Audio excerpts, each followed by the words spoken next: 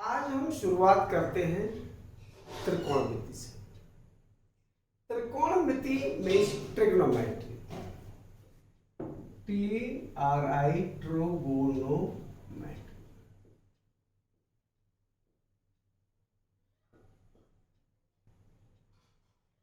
इसको हिंदी में कहते हैं त्रिकोणमिति। त्रिकोणमिति का मतलब होता है तीन कोणों से बनी आकृति।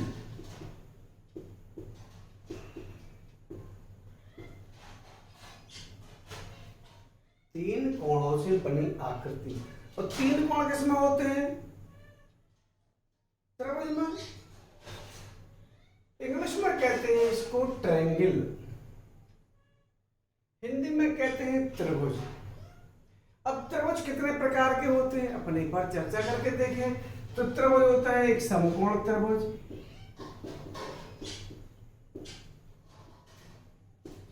समकोण त्रिभुज को कहते हैं right angle triangle, right angled triangle, जैसे ये।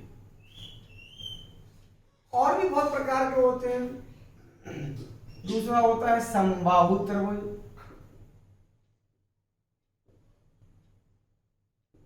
समबाहु त्रिभुज को कहते हैं इक्विलैटरल ट्रायंगल,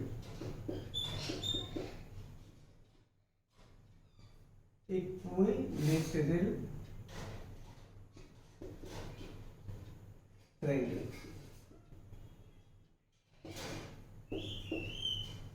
तीसरा होता है समद्विबाहु त्रिभुज,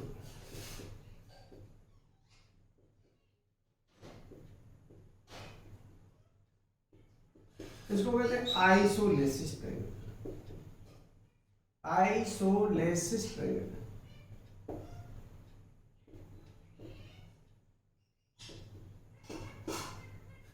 चौथा होता है आपका विषमबाहु त्रिभुज,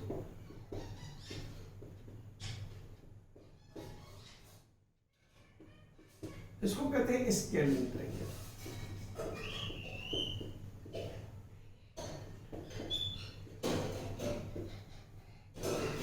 ट्रायंगल मुख्यतः यही होते हैं, थोड़ी थोड़ी प्रॉपर्टी उनकी चेंज होती जाती है, ट्रायंगल बदलते जाते हैं। राइट एंगल ट्रायंगल का मतलब है कि इसका एक एंगल राइट 90 डिग्री पर है। राइट को हम ऐसा लिखते हैं, ऐसा ऐसा। इंग्लिश मीडियम के बच्चे सुने, कोण को कहते हैं एंगल, कोण को क्या कहते हैं? एंगल।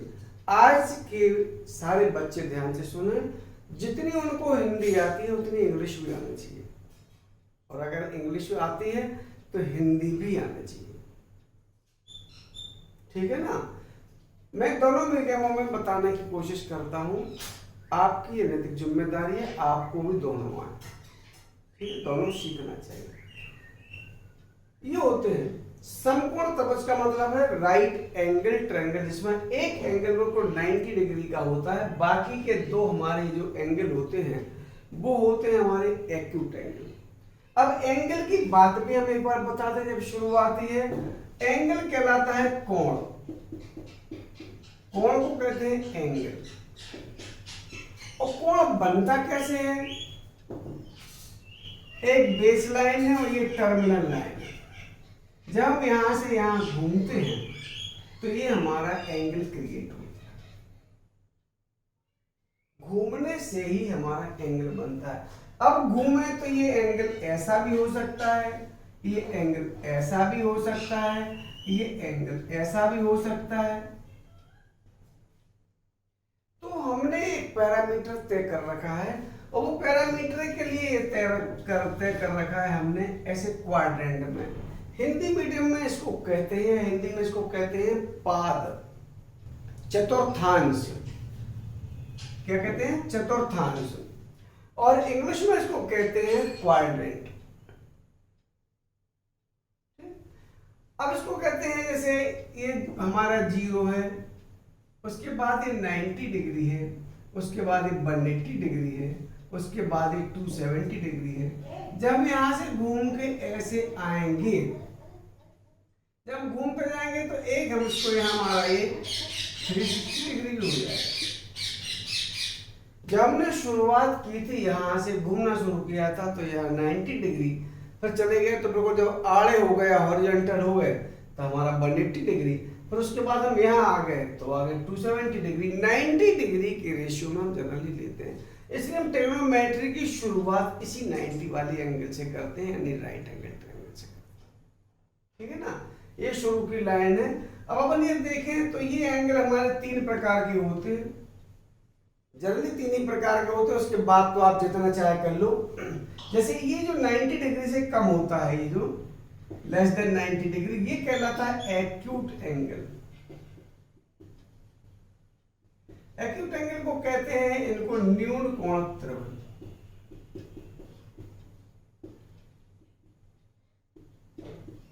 ये जो 90 डिग्री वाला है इसको हम कहते हैं समकोण त्रिभुज या राइट एंगल ट्रायंगल।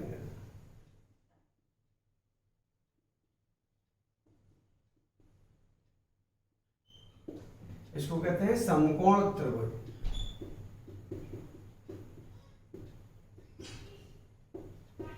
ये जो 90 से ज्यादा होता है, ग्रेटर देन 90, ये कहलाता है हमारा, इसको कहते हैं अधिक कोण त्रिभुज।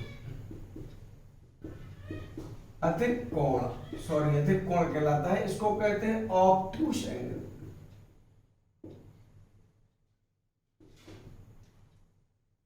हमारे एंगल यही होते हैं, और उसके बाद तो फिर आप जैसा जैसा बनाते हैं फैशन में, ये हो गया बिल्कुल सीधी लाइन है तो उसको हम कहते हैं लीनियर एंगल। ठीक है, और फिर और चले जाओ इस तरीके बहुत सारे एंगल हो सकते हैं।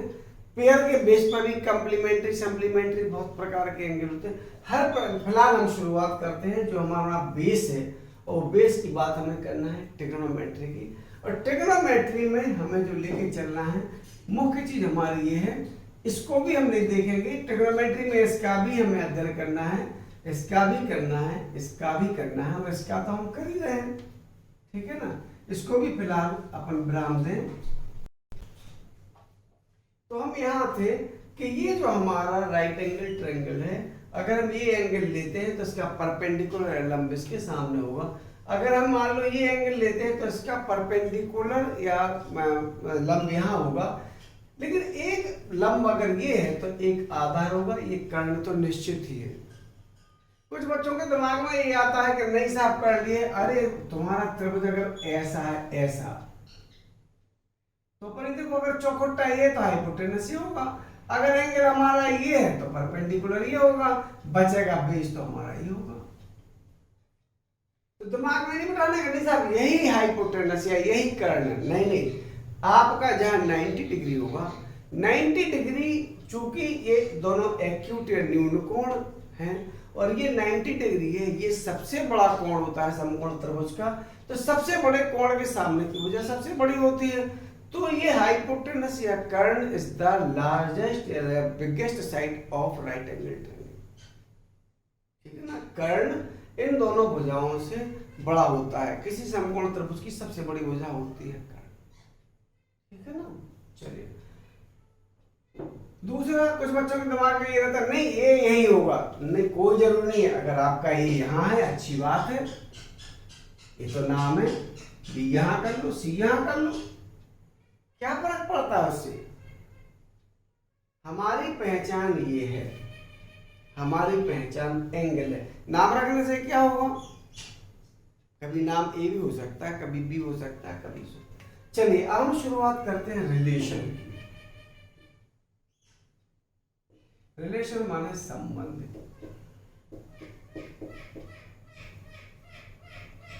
अब संबंध में क्या हो सकता है, संबंध के लिए कम से कम 2 चाहिए।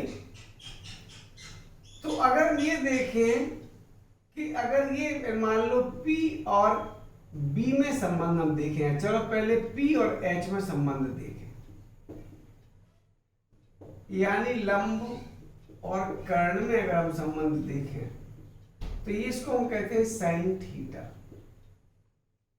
अगर हम इसको यहां देखें, अगर यहां C लिखा था तो हम साइन C भी कह सकते हैं, अगर हमारे यहाँ ए लिखा होता तो हम साइन ए कह सकते हैं, ठीक।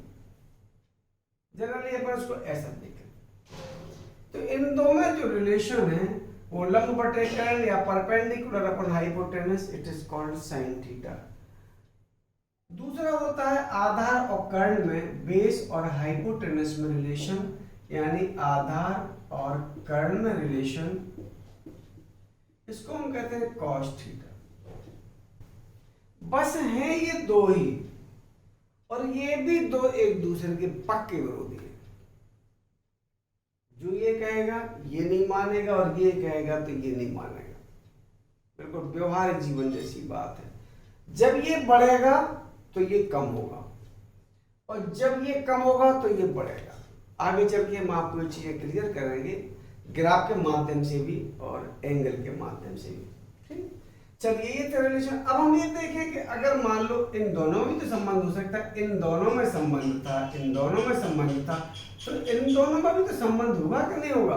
तो अगर मान लो P अपॉन H को B अपॉन S से भाग दे दे, यानी लंब बटे कर्ण को अगर हम आधार बटे कर्ण से भाग दे दें, तो ये कर्ण कट जाएंगे हमारे, तो लंब बटे आधार बचेगा। चूंकि हमने ये अपॉन ये किया है, यानी sine theta upon cos theta किया है, तो ये हमारा हो जाएगा। जब ये बढ़ता है तो ये भी बढ़ता है, क्यों? क्योंकि साइन इसके न्यूमरेटर में है ना, अंश में है ना, ठीक है ना। चलिए तीन अगर ये थे तो तीन इनके उल्टे होते हैं। हमने बोला था कि हर चीज के बेसिक या फंडामेंटल होते हैं, तो ये ट्रिग्नोमेट्री के फंडामेंटल है। आप यहां से लेके आज से लेके अगर बहुत टॉप लेवल तक भी अगर जाएंगे, आप इनसे पीछा नहीं छुड़ा पाएंगे। इसलिए बिल्कुल निवेदन है कि आप एक एक टॉपिक को ध्यान से देखें, क्योंकि ये वही मंत्र हैं जो आगे सिद्धि दिलवाएंगे, ठीक है ना। अब तीन हमारे साइन थीटा और कॉस थीटा ये दो ही थे, इन दोनों से उत्पन्न हो गया तो हमारा एक टेन थीटा। तीन इनके उल्टे होंगे, तीन इनके उल्टे होंगे, जैसे कॉसेक थीटा, ये साइन थीटा का उल्टा होता है। उल्टा माने डेनोमिनेटर ऊपर न्यूमरेटर नीचे। एक इसका उल्टा होता है sec theta, sec theta cos का उल्टा होता है। और एक होता है इसका उल्टा cot theta, cot theta cos theta tan theta का उल्टा होता है। और अगर हम इसको देखें तो ये टेन थीटा तुम्हारा ये का उल्टा कॉट थीटा है तुम्हारा, इसका मतलब अपन इसको ये करके देखे थे कॉस थीटा अपन साइन थीटा।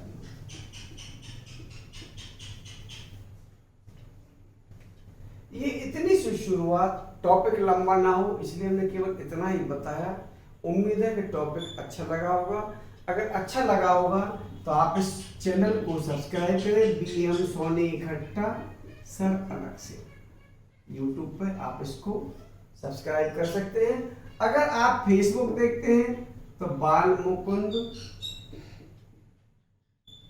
स्वर्णकार पर आप इसको फॉलो कर सकते हैं। इतना हम जरूर कहेंगे कि ये चीजें जो आज हम आपको बता रहे हैं बेसिक हैं। अगर आप हितैषी हैं, आप चाहते हैं कि आपके आसपास के या आपके संबंधियों के बच्चों का अगर भला हो, घर बैठे भला हो, उनका एक एक टॉपिक क्लियर हो, तो ये आपकी नैतिक जिम्मेदारी है। जैसे मेरी आपको समझाने की है, ऐसी आपकी नैतिक जिम्मेदारी है कि आप उनको बताएं। उनको भी बोलें कि इस चैनल को फॉलो करें, सब्सक्राइब करें और अपना भविष्य देखें। ये चैनल की शुरुआत है, एक एक टॉपिक जो मैंने बोला था कि नर्सरी से लेके IIT तक एक एक चीज में आपको बारीकी से बताऊंगा। ये मेरा 15वां-16वां वीडियो है, इसलिए मैंने शुरुआत की तो 9, 10, 11, 12 तक अभी नहीं पहुंच पाया। ये तो मैंने अभी शुरुआत करी थी, क्योंकि बच्चे सोचते होंगे कि क्या पढ़ाते रहते हैं। इस वजह से एक एक चीज के बेसिक पहले क्लियर होंगे, उसके बाद में चैप्टर में घुसूंगा। आपकी एक एक डिफिकल्ट प्रॉब्लम का सॉल्यूशन मैं आपको